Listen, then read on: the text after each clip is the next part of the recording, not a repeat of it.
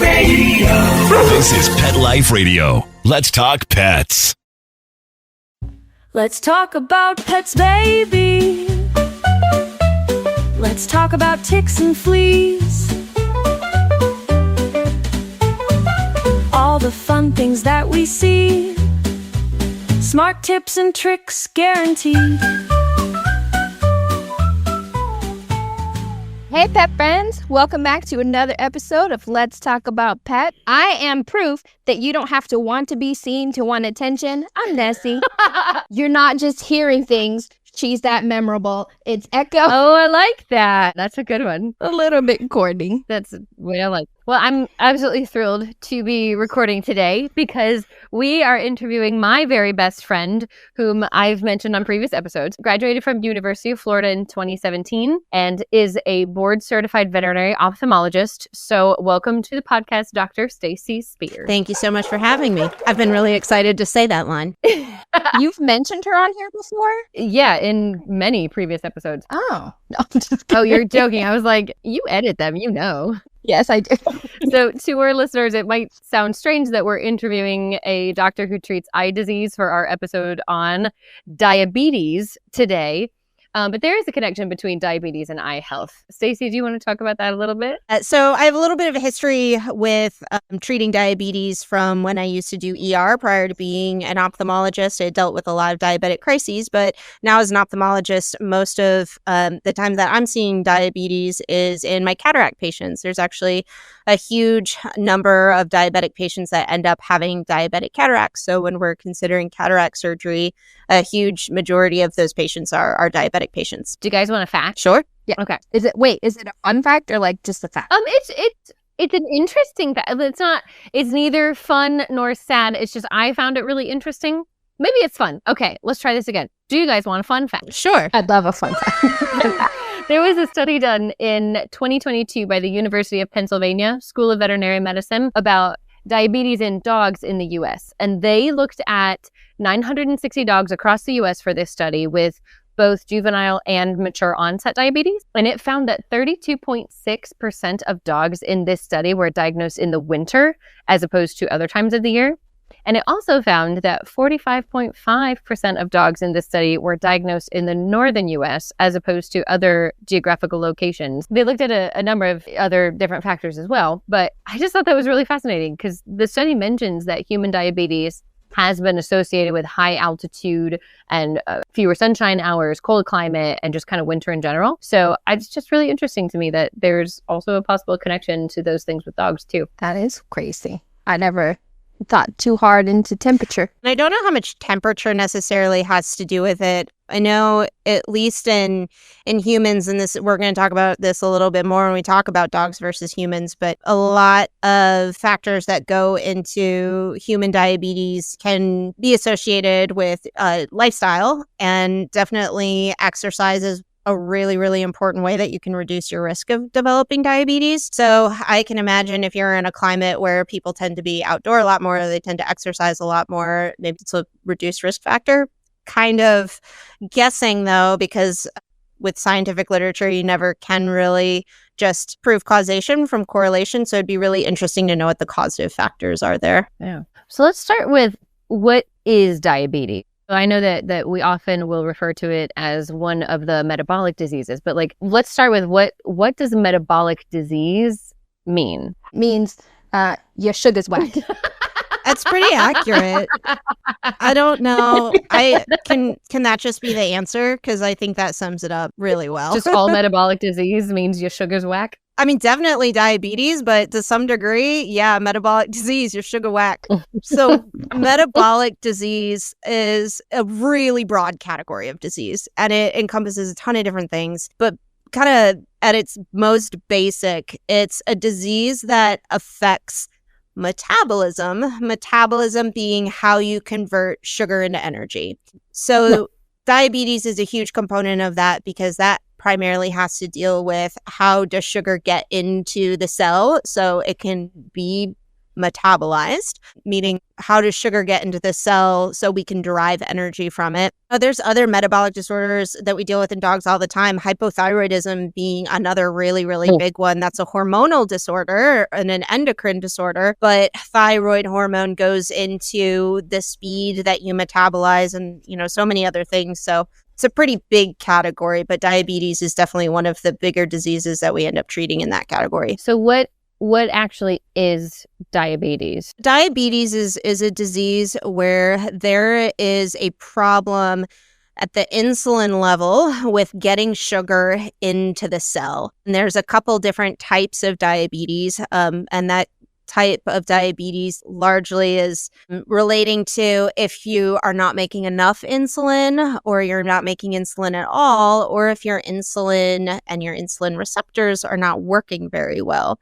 And they break that down into type 1 and type 2 diabetes in people. Do they do the same with dogs? We definitely use the type 1 and type 2 nomenclature a bit. It's not a direct crossover. Dogs tend to have a diabetes that's more like type 1 diabetes because they need insulin to be treated, whereas cats tend to fall into a type 2 where they can be treated with some of the same oral medications that they use in humans. They also can be treated with insulin, but big difference being that cats can technically go into remission, whereas dogs, that's not really a realistic goal for their treatment. One of the big differences between dogs and cats is dogs are going to have a problem actually producing their insulin, and then cats are going to have more of a problem with insulin resistance, where their insulin just doesn't work very well. My question is, where is the insulin produced? Insulin's produced in the pancreas. It's one of many functions that the pancreas is really important for. But primarily what insulin does and why it's so important is it's the key that unlocks the cell to let glucose go from the bloodstream into the cell. So when you eat food and that sugar is absorbed and it's carried around your bloodstream, somehow it's got to go from the bloodstream into all of the different tissues where it can then be metabolized into energy. That happens through these little channels called glucose channels, and those channels are unlocked with insulin. I kind of think of it as you have this big city, and you have all these people going to work and all these commuters that are driving down the highway to get to their offices where they're doing all their work. And so all those commuters and all those employees are the sugar. And when they get into their office building, they have to have a doorman use a key card to let them in. And when you don't have enough doormen, or you don't have a key system that works well, or your keypad is broken, those doormen can't let the commuters into the office buildings to do work. So that really causes two problems, right? Because you get a traffic problem. You've got all these people out on the roads that can't get into their destination. But then you also have these empty office buildings where no work is happening, and your infrastructure in your city starts to fall apart because there's no work being done. There's no productivity. So if you think about, the dog diabetes versus the cat diabetes, or type 1 versus type 2, you've got in type 1 not enough doormen where those doors aren't opening. And then in type 2, you've got doormen that are using those key cards so much that the key card system ends up breaking on them, and they're using more key cards and you're getting more doormen out, but people aren't getting into the buildings. So we can kind of relate that to, is the pancreas not working and it's not making enough insulin? Or do we have an issue of insulin resistance where insulin can be created, but after a while, because it's being produced so much, it starts to not work as well on the receptor. Then the body has to make more insulin. Eventually, you do that process long enough, you can actually have some damage to the pancreas and then end up in a situation where the pancreas just isn't producing insulin at all either. We see that with advanced states of the type 2 diabetes in humans. We can see cats get to that level where cats have to have their insulin supplemented. But if you're dealing with more of the type 2 diabetes, you're dealing more with that insulin resistance factor. The good news is that sometimes that can actually be put in remission. That's a great analogy, and it makes it very easy to understand. Good. That's one of my favorites, because diabetes is kind of tricky. You're sitting there like, okay, what's the big deal with glucose being so high in the bloodstream. And it's like, well, there are problems with glucose being high in the bloodstream, but some of the bigger problems really just have to do with the fact that you need glucose to live. And if glucose can't get to its destination, the body is just not going to be healthy. So actually, we have a review if you guys are ready. Ready. I did the whole gambit of diabetes-related products for our reviews today. Do we have a theme for our reviews? Famous dog characters. Okay, I'm a big fan of famous dogs. Good. And we're starting with... He's my favorite. Is your favorite? Yeah. It might be because I've always had a weird crush on Shaggy. The man loves his dog. That's Yeah. fair. I didn't learn until recently that he was even a Great Dane. What did you think he was? Just a big dog. Okay. Our first review from Dooby-dooby-doo. is for Hill's Prescription Diet Glucose Support, the cat one. Very nice. A good product. Yeah, it is a 1-star review. Scooby was not happy with it. Scooby was not happy with the cat diabetic food. That tracks. 1 star. It's called Please Cancel My Subscription. There is no way to cancel it. Please help. Oh, no. Oh, well. The product is fine, but I now have too much of it and I wish to cancel the subscription. It is impossible to do. Please help me. Oh, that poor person To be fair, I have had similar struggles on Amazon. trying to cancel.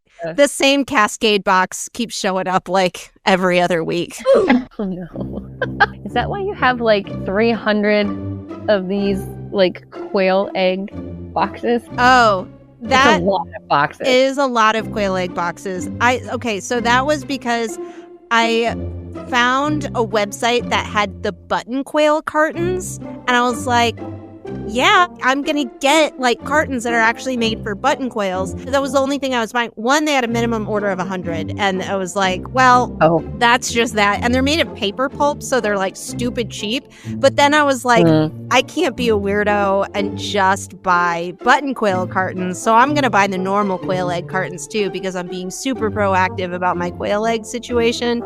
So the reason that there's 100 of them is because there was a minimum order, and it was like dirt cheap, and so yeah, there's a lot. So you cannot blame that on it. No, that was not Amazon. That was eggcartons.com.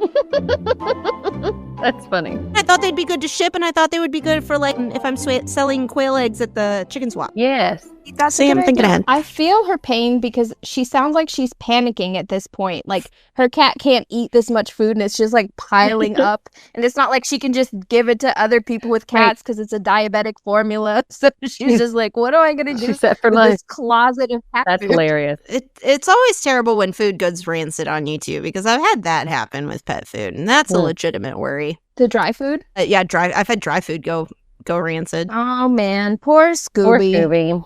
Poor Scooby and his diabetic cat treats.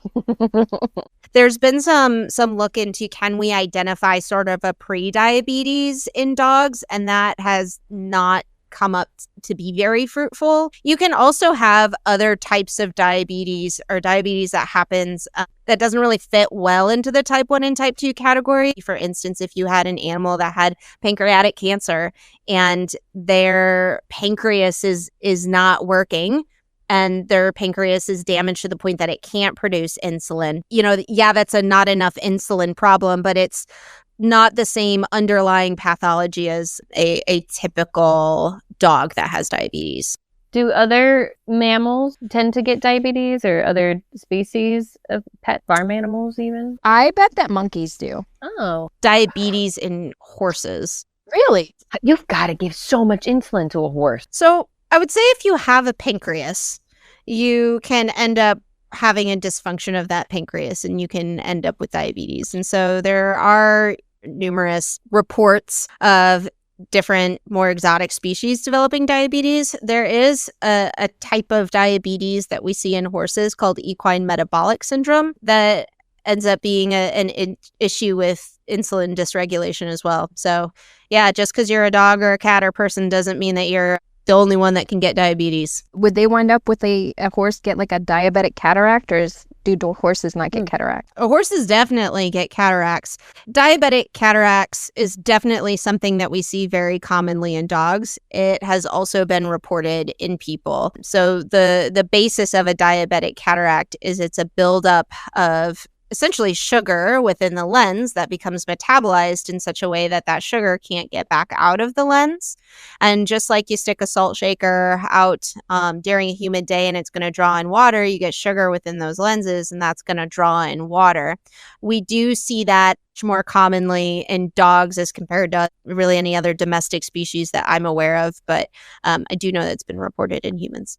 Dogs are much more inflammatory compared to horses, and much more inflammatory compared to cats, and even much more inflammatory compared to rabbits. Oh, I thought rabbits were the most. No, dogs are, in my experience and just in general, dogs tend to be much more inflammatory. Horses tend to have a lot less inflammation after their cataract surgery than dogs do. Have you ever treated other species for diabetes, or do you know about diabetes in like birds or fish or something?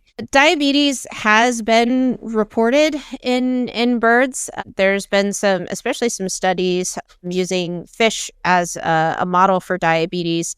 But my experience has all been with dogs and cats. I couldn't imagine giving my fish an insulin injection. Like, how do you manage fish diabetes? That's wild. Now you have fully gotten outside of my realm of expertise. Actually, since we're talking about fun stuff like fish insulin, we'll talk about Vetsulin. I have a review. And who is our review from? This one is going to be from Lassie. Lassie? Did you find Timmy in the well? Is that who Lassie did? That is Lassie, yeah. Lassie? Come on, Lassie. Wow. Okay. So this is for Vetsulin. It is the veterinary form of insulin. I have for us a very exciting 4-star review from Lassie. Good product, slippery label. Don't you hate that? I do. Insulin never fails to do what it's designed to do. My big orange guy, in parentheses cat, has his diabetes controlled. I'm very glad they clarified that big orange guy was cat. Too many carrots, a little too long in the tanning booth. I appreciate the distinction. But who at this company? that was perfect timing. Did you get that? That was great. That was wonderful. She meowed perfectly. But who at this company decided it was a good idea to make the label on the bottle out of slippery paper? I dropped it once on a soft surface, thank goodness, while trying to shake it, and I've almost dropped it several other times. I've had to wrap a small amount of masking tape over the label. It can still be seen, though. There's more traction with fingertips and less chance of dropping the bottle now. So Vetsulin, maybe rethink your label and change the type of paper you use. I want to know, it says more traction with fingertips, as opposed to what? Were they trying to shake it with their toes or something? I think once she added the masking tape, it had more traction for her fingertips. Like put it in your pocket and just kind of do the hokey pokey? You know, I love that stuff. She sounds like a problem solver. Seems like she figured it out in the end. She did. But she would like for them to come up with a solution instead of it being on her. Because, though she can read the label through her masking tape, it's not ideal. Very understandable. I mean, also, it sounds like she's dropped this bottle a lot. I mean, they should get an extra star for that bottle not breaking. Yes, that's true. I did come across another product in lieu of this. It sent me down a rabbit hole. It's a little silicone protector that you put on the bottle so that if you do drop it, it doesn't break. I have a review for that for later. Lassie, you should use human fingers instead of dog paws, and you may have better results. That was the problem the whole time. The dog paws are not made for slippery labels. No. Let's talk about why diabetes is a problem. What happens when the blood glucose gets too high? Yeah, so glucose being high becomes a problem really when it's quite high. So you can end up with issues just from glucose in and of itself being too high in the bloodstream. There's a condition called hyperosmolar hyperglycemia, which is when that sugar just becomes highly concentrated in one area, it's going to want to draw water with it. So you can end up with a situation of a lot of sugar in the bloodstream, making that bloodstream kind of thicker, and then drawing more water into the bloodstream, which creates a condition of being dehydrated. Also causes a lot of electrolyte imbalances, and some of those can be really dangerous, particularly when you're dealing with potassium, specifically because potassium can lead to heart arrhythmias if it's not in the right concentration. So you get problems from just the fact that the glucose is high. But then, kind of like with our city analogy, when you're not getting the employees into the workspace, you're not getting sugar into the cells where it has to be metabolized, where it's broken down into energy, you end up in an energy deficit. So you start having really severe weight loss. There's muscle loss associated with it. The body's falling apart because it's in a relative state of dehydration. So you end up in an energy deficit, and the body is essentially in a state of starvation. Is that why that when you have a pet who's diabetic, they are constantly drinking and in turn peeing more, and it has a bit of a sweet smell to it? All of those things are going on. The classic signs of diabetes that most pet owners are going to pick up on is they're going to notice their pet is really hungry and losing weight despite being really hungry and seemingly eating all the time. And they're going to notice that their pet's urinating a lot and then drinking a lot of water. So just like some of those electrolyte imbalances and the high glucose in the bloodstream relating into water regulation, losing more water, you can also have that glucose that's building up in the urine, drawing water in with it. So those dogs are going to be urinating a lot of really dilute urine, and then they're thirsty because they're trying to replace what they lost. What happens then when the blood glucose gets too low? It depends a little bit on if your blood glucose is low because you've gotten an insulin overdose, or if your blood glucose is low because you're not eating enough.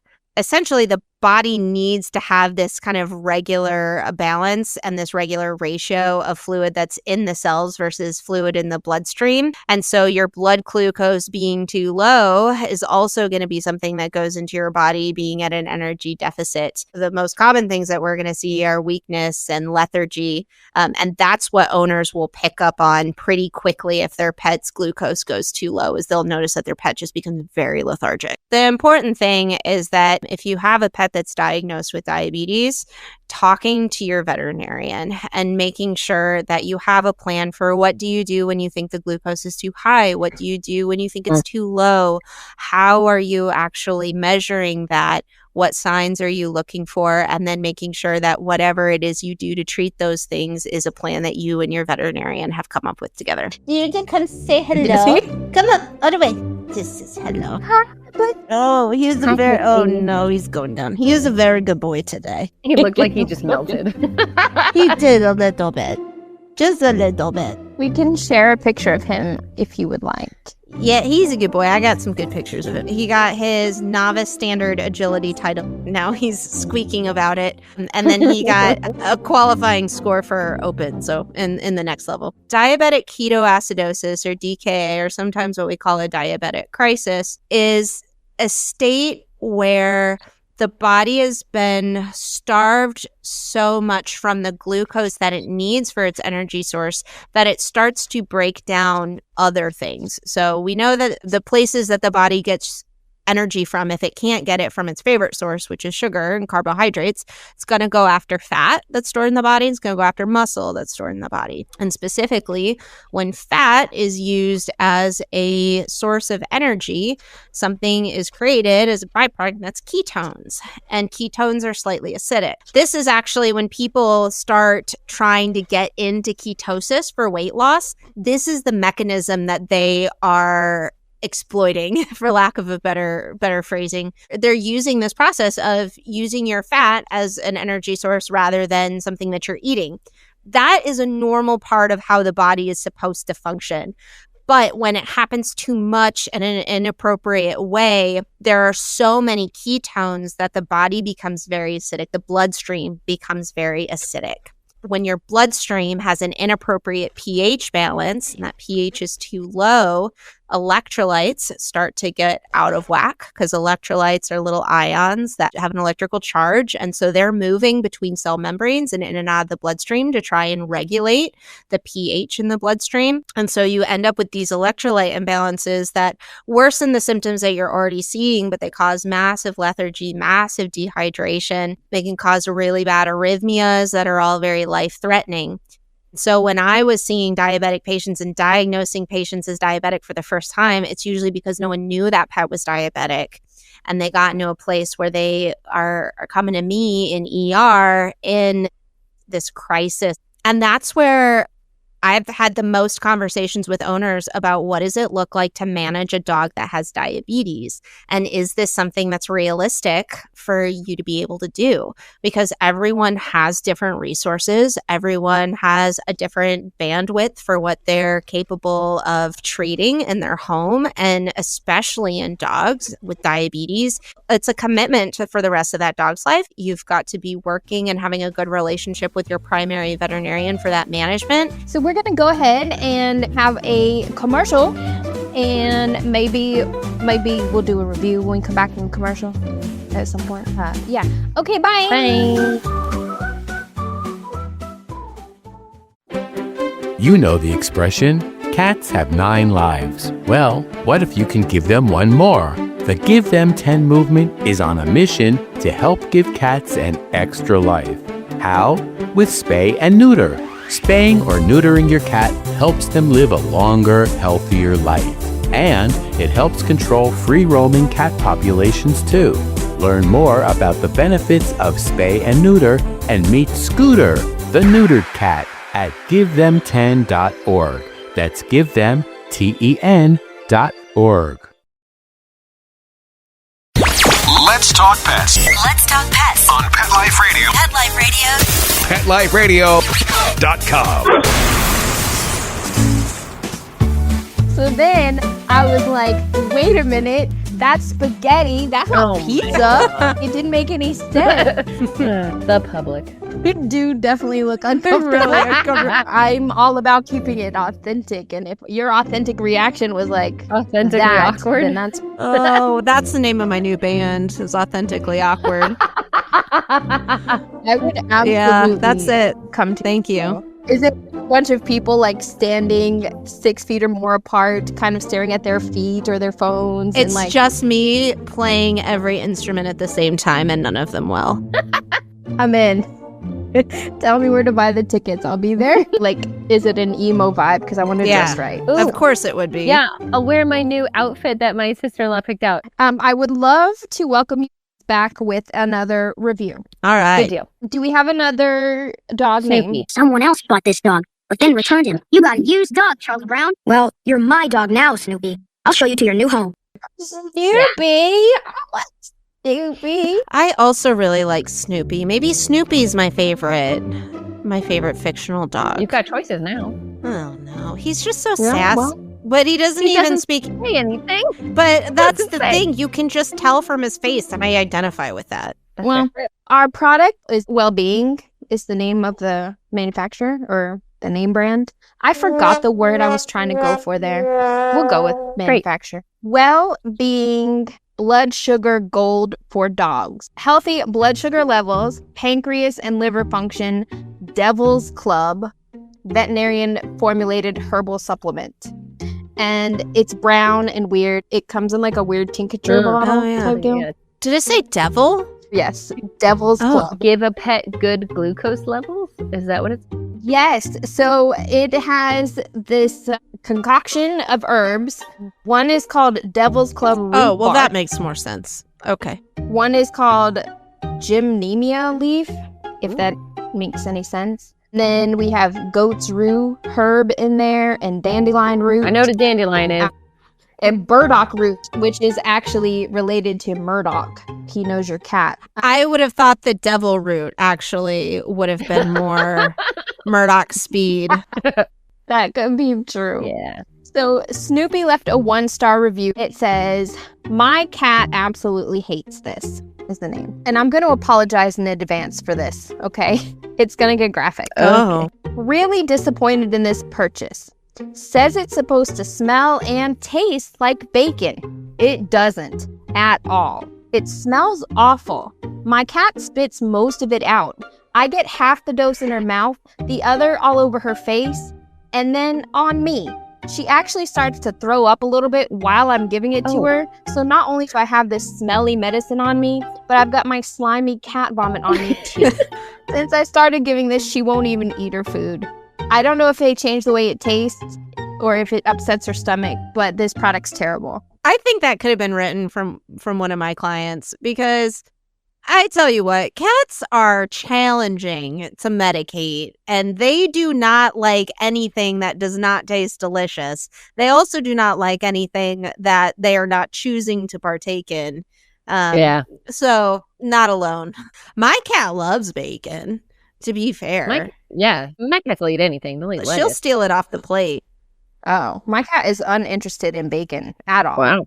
So I just thought that bacon was a weird choice. Like, Snoopy really wants this cat to have it. Like, it's throwing it up actively, and he's like, no, take this medicine. This is a bit of a non sequitur, but there is a meeting that is for ophthalmologists that is literally all about how to medicate cats and what can we do to medicate them any other way than by mouth, because they hate it. Well, I mean, what are they suggesting? I assume, like, suppository is not going to be any easier. I don't think that would be preferred by the cats. Yeah, transdermal. So you can get a lot of things compounded and put on the ear. The question is, are those things going to be efficacious? So then you have to do studies to figure out, okay, are they actually getting the dose that they need to be getting if you do it transdermal? I think a lot more cats wouldn't go unmedicated if it became suppository only. Yeah. Certainly. So let's talk about like how we do medicate for diabetes.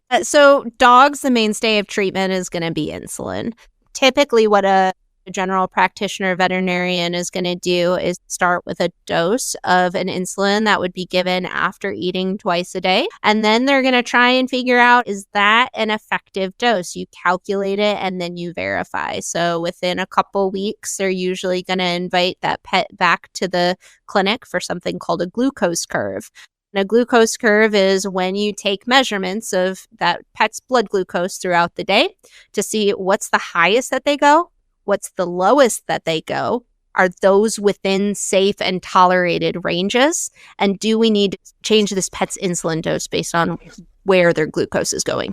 I know with people sometimes who have diabetes, like changing their activity levels and diet and stuff like that helps with diabetes. Some people wind up not having to be on insulin long term. It actually is pretty similar with cats when you have more of a type 2 type of diabetes. And just like that wouldn't necessarily work for every diabetic human. That's not going to necessarily work for a juvenile that's a child that's diagnosed with a type 1 diabetes. You can't out-exercise or out-diet that type of diabetes. But if it's a type 2, where insulin resistance is the biggest component of it, those things can definitely improve. There's a few different things that we know improve that, exercise being a huge one. There are lots of lifestyle changes that can go into making insulin work better. When it comes to a dog, for instance, a lot of studies that are being done on what the primary reason for diabetes is. We do know that obesity is a risk factor for diabetics in dogs, although it is not as a simple causation there. Genetics is a huge factor. I know I've seen that with certain breeds that seem to be very prone to developing diabetes. It's thought largely that there is some sort of immune-mediated attack that is happening on the pancreas that's resulting in that loss of insulin. But there's a lot of research and not necessarily mechanisms that are totally worked out at this point. So in talking about measuring glucose and going in for the curves and stuff, we actually just had a client a couple of weeks ago that had a dog with diabetes, needed cataract surgery. And this client is a human physician. And as he was talking to our other doctor, he was just floored to hear that veterinarians are comfortable keeping the blood glucose in a much wider range for animal patients than human physicians are comfortable for their human patients. So can you touch on a little bit why that happened? We tend to accept a wider range. And some of that has to do with practicality and some of that has to do with physiology. So one of the important things that we're looking at when we're measuring those curves, whether that's something that's being done in an office or being done at home, is we don't want to push that patient into a state where they're hypoglycemic and they're becoming dangerously low on their glucose. And insulin is not as effective and it's not as tightly worked out in our domestic species as it is in humans. So when we're picking doses, a short-term high glucose is less dangerous than a short-term low glucose. So if we have to pick, okay, is their low going to be too low? Is their high going to be too high? We just want to make sure that they're not going too low either. Some of the factors that have to do with that in regulating human insulin doses is it's a lot easier for most people to check their own glucose than it is for them to check their dog's glucose. So they're able to just get more data points for figuring out what the perfect level of insulin dosage is. The other big factor is the types of insulin that we're using. And humans get human insulin. Dogs get a lot of times human insulin, or they're getting insulin that's been created by another species. And so they're not getting dog insulin. It might be labeled for dogs, but it's not the same molecule as what a dog produces. And so the how effective that insulin is going to be different. And then how long we're managing the patient for is a little bit different. With dogs just naturally having a shorter lifespan than humans, you're not necessarily treating that patient for another 20 to 50 years. Like, what can we monitor at home? Smell the pee. One of the easiest things for owners to be able to recognize is clinical signs. So one of the things that they pick up on pretty quick if their pet's becoming unregulated is, are they urinating a lot more and are they drinking a lot more? And again, that goes back to they have more glucose that's spilling over into their urine, so they're urinating more. The ways that we measure it more accurately, the best is going to be going into your vet for a glucose curve, especially if they're using glucometers that are calibrated for dogs. You can get glucometers calibrated for dogs and do your own glucose curve at home, but that becomes challenging for some owners because it does require some sort of skin prick, whether that's on the paw pads or on the ear. Talk to your veterinarian first about what mechanism they recommend if you're going to check at home. We do sometimes use Freestyle Libres, which are a glucose monitor that you can attach directly onto the skin, and it's got a little needle and a sensor that it can consistently measure the glucose. Those are calibrated for humans, so you have to take that with a grain of salt. For most people, that's going to be monitoring clinical signs and having regular lab work. So, and Nessie kind of touched on this a little bit earlier with people, but like, what are some other ways in addition to insulin that can help pets that get diagnosed with diabetes? Diet's going to be a huge part of that. There are specially manufactured diets that are made specifically for diabetic patients where they're getting a larger percentage of the calories from protein and fats rather than from carbohydrates. So that's going to lead to overall lower glucose levels. So it's less taxing for the body to secrete insulin. So you're not running into as many insulin resistance issues, and it's a little bit more stable so you can get to more stable insulin doses. Just don't be like Scooby and have that on auto ship and then you have 20 bags of food. Like, yeah, so just, be careful with that. Yeah. Exercise is something that can be really helpful. Tends to be most helpful when we're talking about cats, and we can't forget about cats because they are just as important of a pet as dogs are.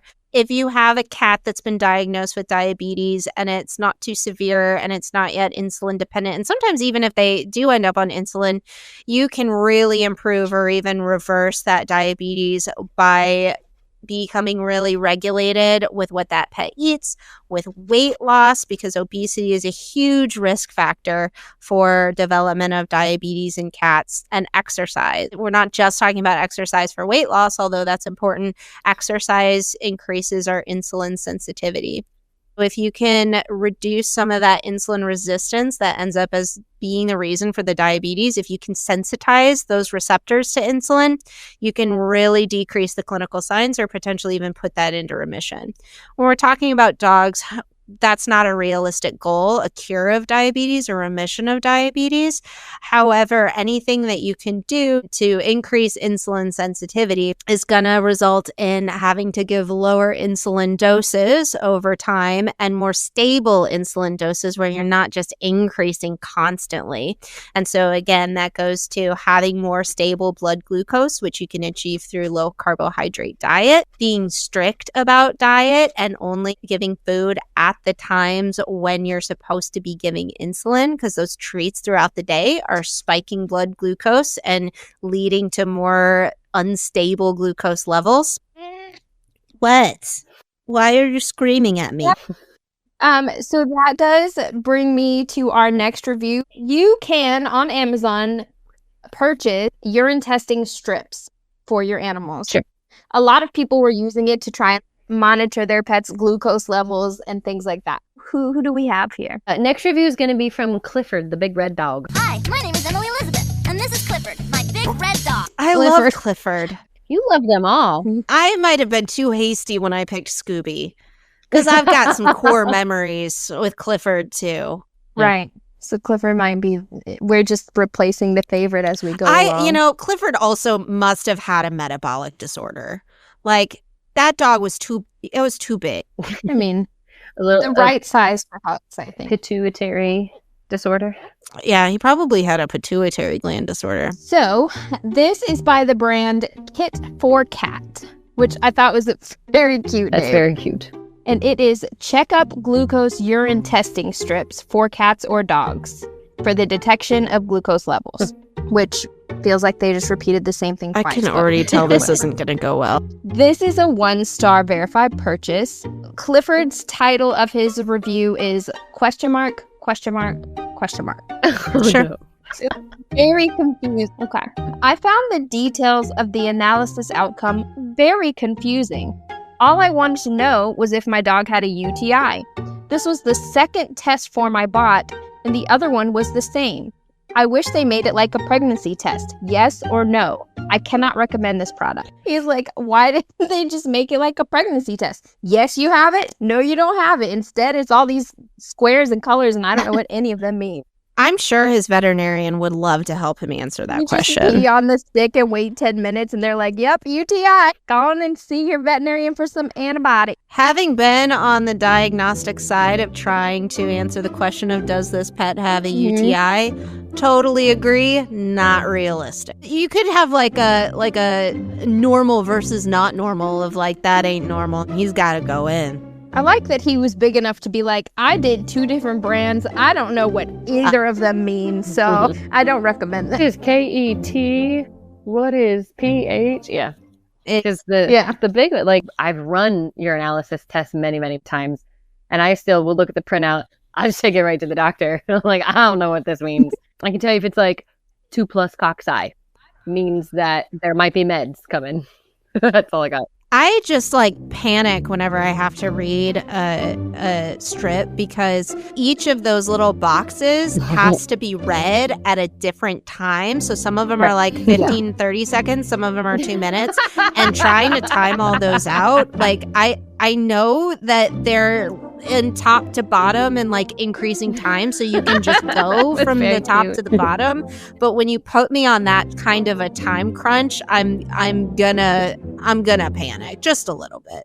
I'm surprised that Murdoch hasn't come to investigate any of this situation. Yeah, Murdoch's locked up. That's why. Okay. That was intentional. Yeah. Well, he's being very quiet about being locked up, so that's good. Is there certain species or specific breeds that get diabetes more often than others? Those are great questions, and those are questions that are currently being investigated and being answered by internal medicine specialists and lots of research groups. We do know that there does seem to be a genetic component, specifically when we're talking about dogs, that it does seem to run in certain families and it does seem to run in certain breeds. In my experience, I see a lot of miniature schnauzers with diabetes, see a lot of Labradors with diabetes. When it comes to other potential lifestyle factors, obesity tends to be a risk factor that is seen a lot. That also has its own genetic risk factors, though. So the combination of things that are genetic, things that may be going into lifestyle, potential autoimmune disease components of it are being investigated. You can induce diabetes as well. Patients that are on long-term steroid use can end up having diabetes if they're at high doses of steroids long-term. So that's something that, for instance, when we're treating immune-mediated disease in patients, we utilize steroids because they're so effective, and then we try to lower the dose and try and get them on other types of non-steroidal immunosuppressants so we don't run into those risks of diabetes development. When you do run into like those schnauzers and labs that you were talking about and you have a diabetic cataract, is that more of an urgent situation to get it repaired as opposed to a regular cataract? That's a great question. Doesn't necessarily have to do with the breed, although I see a lot of miniature schnauzers with diabetic cataracts. Just the presence of a diabetic cataract in general is something that we're going to try and move pretty quickly on, as safe as is realistic for that patient. So sometimes we do have to choose between, do we go to cataract surgery or do we focus on our diabetic management if it's a newly diagnosed diabetic and we have other metabolic disorders or other health issues that we have to get regulated before we do surgery. But what makes diabetic cataracts a little different than other types of cataracts that we see most commonly is it's essentially a swollen lens. So you have this lens, which is the structure on the inside of the eye that focuses light on the retina. That's where the opacity is. And when glucose goes into that lens and gets trapped in that lens, then you end up with water or the fluid on the inside of the eye also moving into that lens. And the lens has a capsule around it. And that capsule is only so thick and so robust. So what happens initially is proteins from that lens start to leak out. That creates a lot of inflammation in the inside of the eye that can go on to cause other problems. But that lens can rupture. And so if we have a lens capsule rupture, where that lens is just swollen to the point of breaking and the inside of the eye is exposed to all that lens material, the prognosis for being able to get that cataract out of there well and get an artificial lens in without a ton of inflammation starts to go down. So if I am looking at a patient and they have what's called an intumescent lens, which means a really swollen lens, I'm going to try and move to that surgery, ideally even within a few weeks if we can, to reduce that risk of a lens capsule rupture and give that patient a better prognosis for cataract surgery. Can diabetes occur at any time of life? It depends a little bit on the underlying cause for that diabetes. Middle-aged to older patients are definitely going to be more at risk of developing it. I've seen some dogs that have diabetes at 3 or 4 years old. I've seen a dog, I think that was diagnosed at age 2. I think it had bad pancreatitis and its pancreas was really damaged to the point that the insulin production couldn't recover. So it ended up as a diabetic. With cats, I've also seen some younger cats that have had diabetes, in the 5 to 6 range. Which is not really old for a cat by any means. Really? In those particular situations, obesity and being sedentary are just huge factors. And I definitely can sympathize. Having cats and keeping cats well exercised is challenging, especially indoor cats. And I'm a big proponent of keeping cats indoors, but it's challenging to get them all the exercise that they really normally would have if they were living the natural feline lifestyle, if you will. So I ended up getting a cat wheel for one of my cats, and It does work. Like he gets on it and he will run full force. But playing with your cat, getting them up and moving, finding the things that they like to do that get them up and moving is going to help with insulin sensitivity. And then feeding them appropriately to help manage weight is another really, really big thing that you can do for cats. How did you get him to use the cat wheel? Did you just put him on it and he went? I smeared Churu all over it. So, shout out to Churu. If they would like to sponsor me, they're more than welcome because I recommend their stuff constantly. When we talk about, for instance, diabetic ketoacidosis or DKA, a lot of times what tips patients from being a well-controlled diabetic into DKA is going to be some other systemic disease. So systemic disease of any variety is going to increase insulin resistance and is going to make diabetes much more difficult to manage. A patient can go from managed to unmanaged very quickly because they develop another health issue. It was common on ER to have a patient with DKA and a known diabetic, and while we're doing diagnostics to try and figure out what's going on with that patient, we find something like I've seen Pyometra tip a dog into DKA, which is a pretty bad infection that's associated with the uterus. I've seen pancreatitis dip a dog into DKA.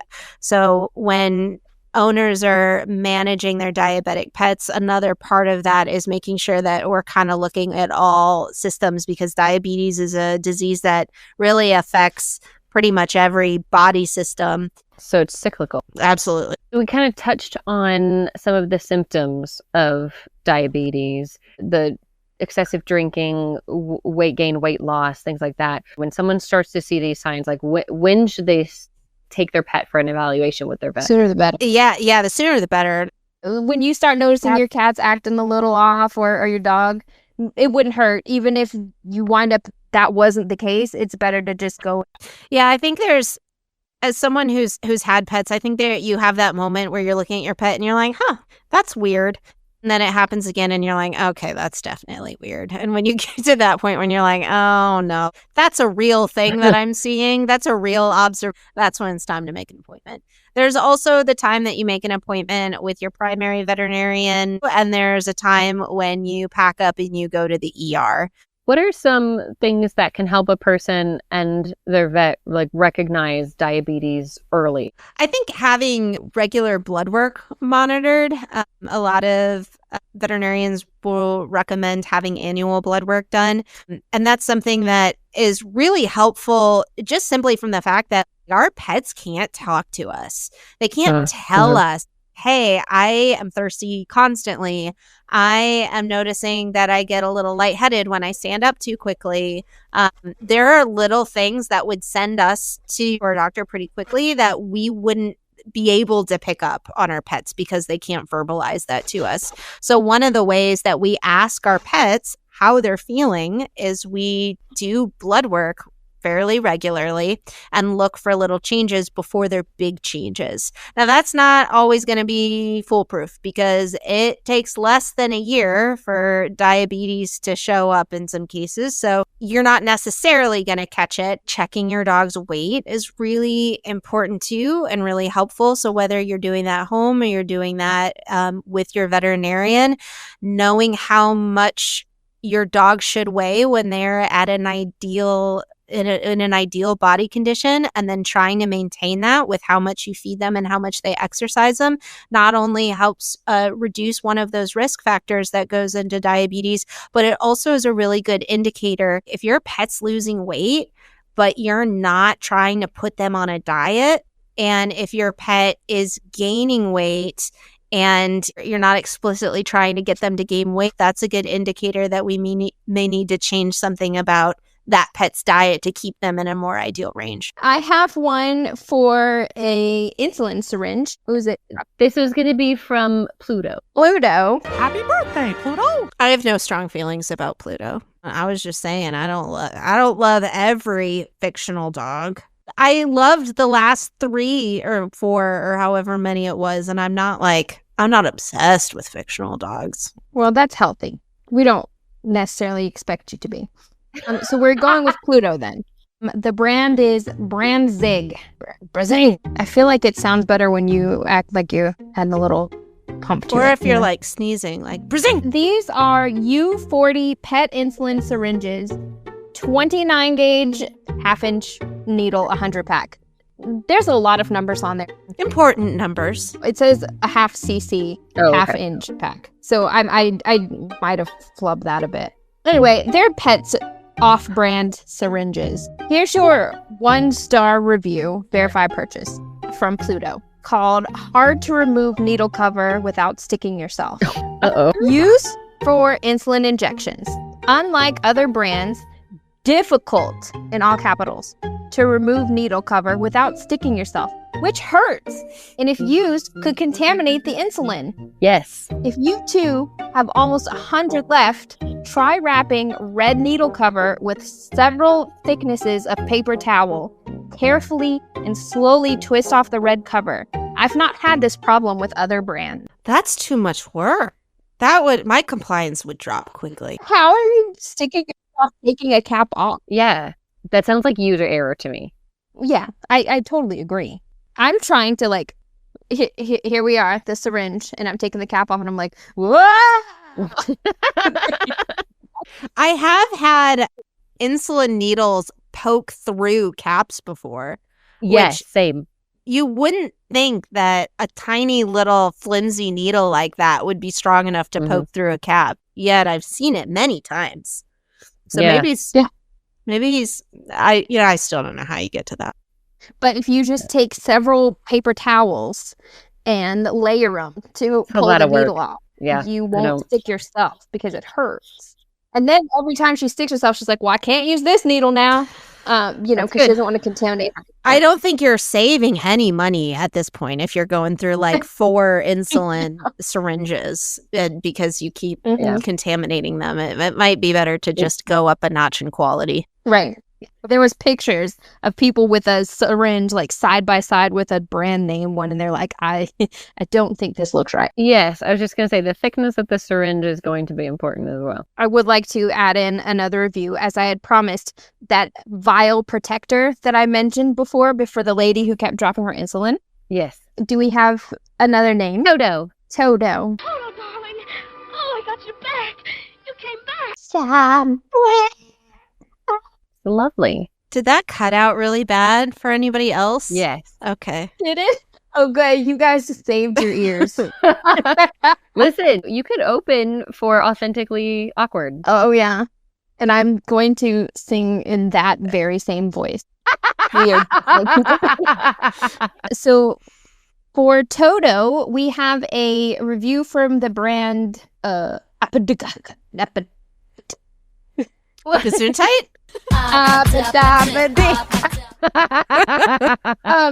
It's APDTEK in all capitals.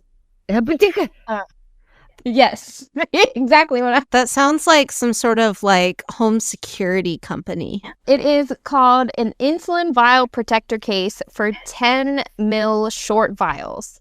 Anti-break insulin case holder, convenient insulin bottle protector sleeve for diabetic travel in blue. What's it made of? Silicone. It is a 5-star verified purchase. Ooh. So we're ending this on a high note. All right. Toto loves Some this. positive. And it's called You Need This. All right. Starting strong. If you're anything like me, you need this item. I've dropped my dog's insulin so many times before I bought this. Is this the same person that kept dropping? I mean, I know Scooby-Doo. it's Toto. Or is this just that common of a problem? I didn't know. I didn't either. The review for the Vetselin came off of Chewy. Well, this review came off of Amazon. So if she did, she changed her username. Okay. But it could be she got tired of breaking her insulin and went and got a case for it. Or there's just too many dog paws out here trying to handle insulin bottles. That is, I'm certain, the bigger issue is dog paws are not well equipped for drawing up anything in a syringe. But it looks like once you put this like silicone cover on, they have much more grip. And so you don't even need thumbs anymore. Are your paws not working out? Let me tell you what you can do. These are human-shaped gloves so that you now have 5 fingers next to your thumb. I mean, is that not what Goofy is out here doing? Yeah. I think it is. Okay, if you guys have any questions in any kind of way for Dr. Spears, you can always email us. We can forward it to her as needed. And talk to your vets. One of the best things that you can do for any pet that you have is have a very good relationship with the veterinarian that you've picked. If you don't feel like you have a good relationship with your veterinarian, you can always find a veterinarian that you do click with, maybe a little bit better. But having that relationship where you trust them and where they trust you at both of your goals is for the best well-being for that pet goes a long way. And so that's my number one bit of advice. Wonderful advice. Good advice. We are going to have a fun AI theme song for this episode. She doesn't manage diabetes, but she finds it all the time.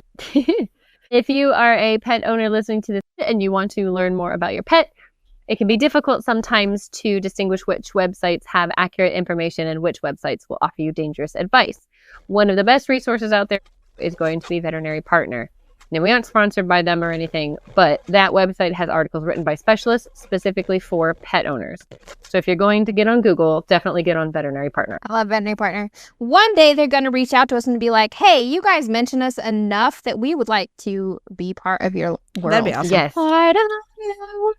That would be great. Little Mermaid. And Churu, Okay. this is me officially asking for your support.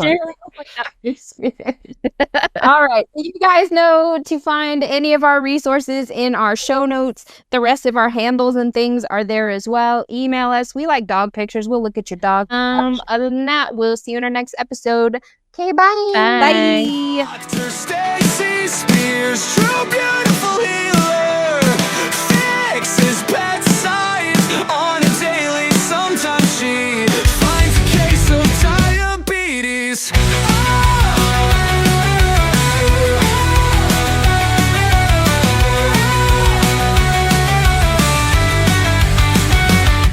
It's easy to treat with blood sugar testing. It's not a raging pandemic. If you catch it early, it's not hard managing it. So tell every pet you see, avoiding diabetes. Start feeding them better food. The blood sugar's better too. So what you need to do, you better call your vet. Our little family members and furry friends deserve the best health they can get.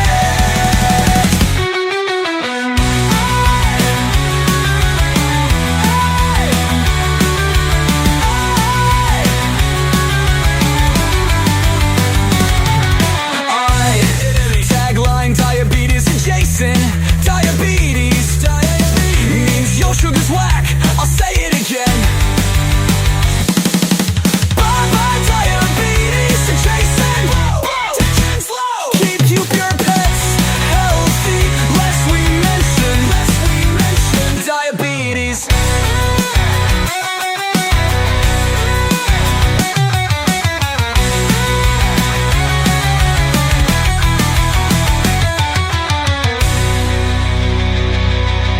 Bye-bye diabetes. Take care of the tension. Low, tension's low. Keep your pets healthy, lest we mention diabetes.